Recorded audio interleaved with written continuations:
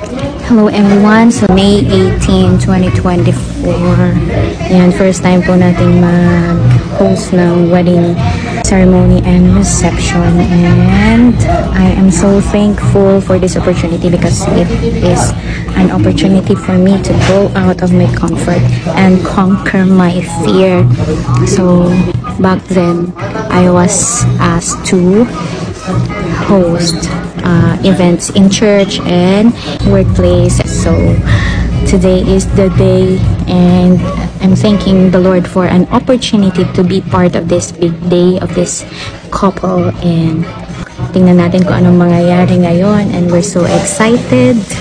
And shout out kay Ate Shay and Samantha, nakasama ko ngayon sa event na to, at hindi lang mairaos, kundi talagang dadalhin ng mga guests and ng couple ang kasiyahan all the days of their life.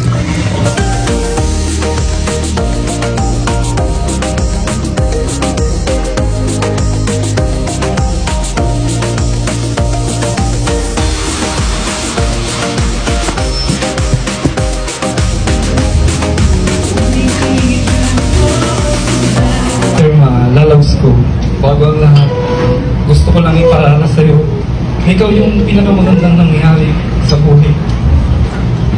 Kaya sa araw na to, matutupad na ang isang pangarap at pangako na ating bigyan. We've been together for 10 years now, and who would have thought that our dream wedding, witnessed by our kids, now came to reality. God really has a perfect timing for everything. Sino po nakakaalam ng hashtag ngayon? Sino nakakaalam ng hashtag ngayon? Wait, sino ba? 5, 4, 3, alam mo. Sino? Nakikita ko yun. Nakikita ko yun. Feelings, ma'am. Hindi tayo aalis dito hanggang walang feelings. Yung feelings na in love. Yung kinikilig ka.